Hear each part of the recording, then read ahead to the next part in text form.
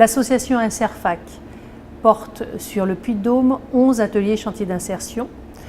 Et un de nos ateliers, le phare, je dirais, qui effectivement montre que l'on peut faire de l'insertion par l'activité économique un outil porteur de développement local et porteur de transférabilité de savoir-faire et de savoir-être, c'est l'atelier du couteau, l'atelier Le Thiers par Inserfac, qui est donc situé à Thiers et dans lequel 8 animateurs, donc des personnes qui relèvent des minima sociaux, vont entrer en contrat à durée déterminée d'insertion sur notre structure et vont être accompagnés pendant une année vers une insertion sociale et professionnelle, mais le support et l'animation du montage de couteaux. C'est-à-dire que pendant 3 mois, ils sont formés au montage de couteaux par l'encadrant technique qui est agréé par la confrérie du couteau de Thiers, etc.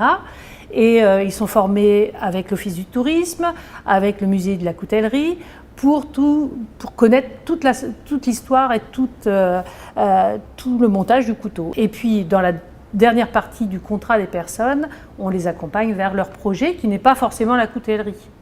Cet outil-là, il a donc 2 intérêts.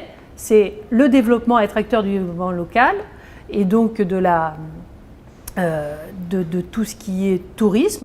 Et puis, parallèlement, un vrai bel outil pour l'accompagnement des personnes parce que se présenter, parler de l'histoire du couteau, communiquer, animer une séance pendant 1h30, c'est des moyens de communication qui sont acquis et qui permettent d'aller mieux chercher du travail. On a 38% de sorties positives, c'est-à-dire un emploi durable, CDI et CDD de plus de 6 mois.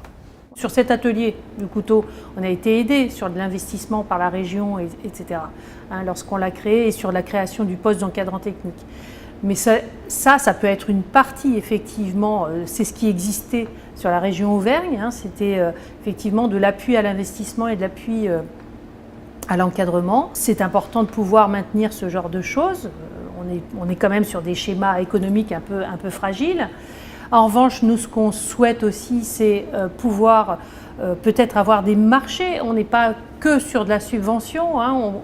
Il y a sûrement des niches d'emploi, sûrement des choses sur lesquelles peut-être dans le développement durable, par exemple, où il y a des choses pas tout à fait rentables, mais qui pourraient être prises par l'économie sociale et solidaire ou l'insertion par l'activité économique particulièrement, puisque là, c'est ce que je représente. Mais effectivement, je pense qu'il y a une réflexion très large à faire. Après, s'appuyer sur les réseaux qui portent l'IAE, l'insertion par activité économique. Moi, je suis présidente du réseau Chantier École.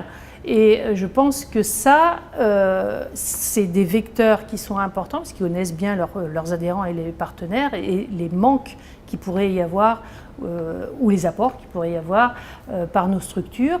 Donc il faut s'appuyer sur les réseaux. Par exemple, sur le réseau Chantier École, on a développé toutes les relations avec les branches professionnelles qui étaient en tension en termes d'emploi. Donc ça, c'est important d'avoir justement ce travail-là. Et aussi, on a fléché sur des formations qualifiantes très précises, justement, avec ces branches, pour pouvoir qualifier les personnes que nous, on accompagne en insertion sur nos chantiers vers des secteurs porteurs d'emploi. Voilà.